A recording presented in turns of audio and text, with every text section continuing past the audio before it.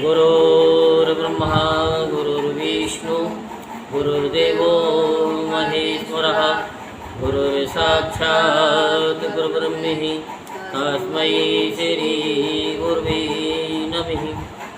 ॐ गजाननं भूतगणाधिसेवितं कपितजम्बुफलचारुभक्षणम् उमासुतं सौख्यविनाशकारिकं नमामि विघ्नेश्वरपादपङ्कजं सच्चिदानन्दरूपाय विश्वोत्पत्त्यादिहेतवे तापत्रे विनाशाय श्रीकृष्णाय वयं नुमः।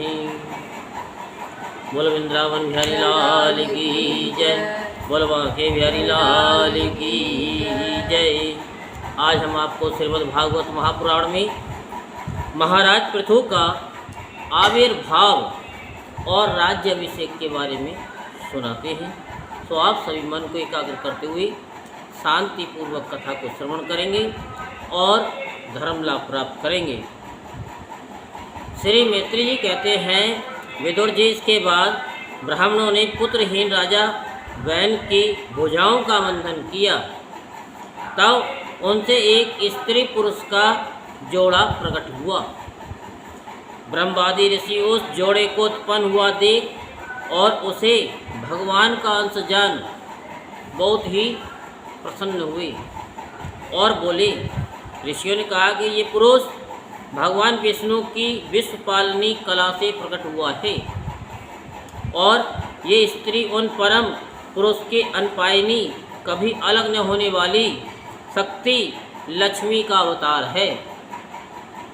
इनमें से जो पुरुष है वह अपने सुयश का प्रथम विस्तार करने के कारण परम यशस्वी पृथु नामक सम्राट होगा। राजाओं में यही सबसे पहला होगा। ये सुंदर दांतों वाली एवं गुण और आभूषणों को विभूषित करने वाली सुंदरी इन पृथु को ही अपना पति बनाएगी। इसका नाम अर्ची होगा। पृथु के रूप में साक्षात श्री हरि के अंश ने ही संसार की रक्षा के लिए अवतार लिया है और अर्ची के रूप में निरंतर भगवान की सेवा में रहने वाली उनकी नित्य सहचरी श्री लक्ष्मी जी ही प्रकट हुई हैं। श्री मैत्री जी कहते हैं, विदुर जी, उस समय ब्राह्मण लोग पृथु की स्तुति करने लगे। श्रेष्ठ गंधर्वों ने गुणगान किया, सिद्धों ने पुष्पों की वर्षा की, अप्सराएं नाचने लगी। आकाश में शंख, तुरही, मृदंग और दुमधुमी आदि बाजे बजने लगे। समस्त देवता, ऋषि और पितृ अपने अपने लोकों से वहाँ आए। जगत गुरु ब्रह्मा जी देवता और देवेश्वरों के साथ पधारे।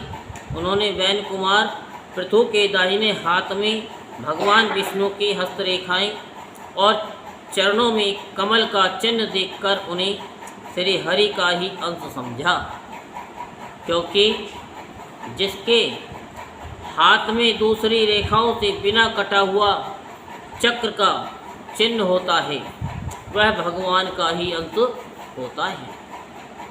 ब्रह्मादि ब्राह्मणों ने महाराज पृथु के अभिषेक का आयोजन किया। सब लोग उसकी सामग्री जुटाने में लग गए।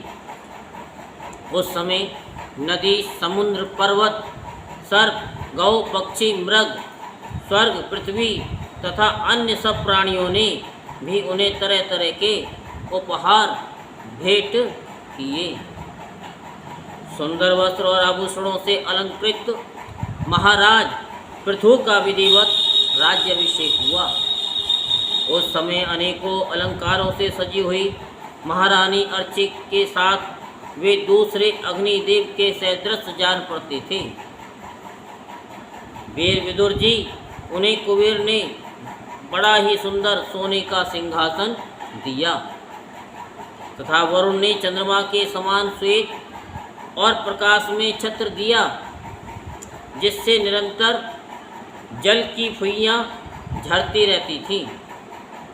वायु ने 2 चमर धर्म ने कीर्ति में माला, इंद्र ने मनोहर मुकुट, यम ने दमन करने वाला दंड और ब्रह्मा ने वेद में कवच, सरस्वती ने सुंदर हार, विष्णु भगवान ने सुदर्शन चक्र, विष्णु प्रिया लक्ष्मी जी ने अविचल संपत्ति, रुद्र ने 10 चंद्राकार चिन्हों से युक्त कोस वाली तलवार, अंबिका जी ने 100 चंद्राकार चिन्हों वाली ढाल, चंद्रमा ने अमृत का अश्रु और त्वष्टा यानी विश्वकर्मा ने सुंदर रथ और अग्नि ने बकरे और गौओं के सींगों का बना हुआ सुदृढ़ धनुष, सूर्य ने तेजो में बाण, पृथ्वी ने चरण स्पर्श मात्र से अभिष्ट स्थान पर पहुंचा देने वाली योग में पादुकाएं, आकाश के अब अभिमानी दो देवता ने नित्य नूतन पुष्पों की माला, आकाश बिहारी सिद्ध गंधर्वों ने नाचने गाने बजाने और अंतर ध्यान हो जाने की शक्तियाँ, ऋषियों ने अमोघ आशीर्वाद, समुद्र ने अपने से उत्पन्न हुआ शंख तथा 7 समुद्र पर्वत और नदियों ने उनके रथ के लिए वे रोक टोक मार्ग उपहार में दिए। इसके पश्चात सोतमागध और बंदी जन उनकी स्तुति करने के लिए उपस्थित हुए। तब उन स्तुति करने वालों का अभिप्राय समझकर वैनपुत्र परम प्रतापी महाराज पृथु ने हंसते हुए मेघ के समान गंभीर वाणी में कहा।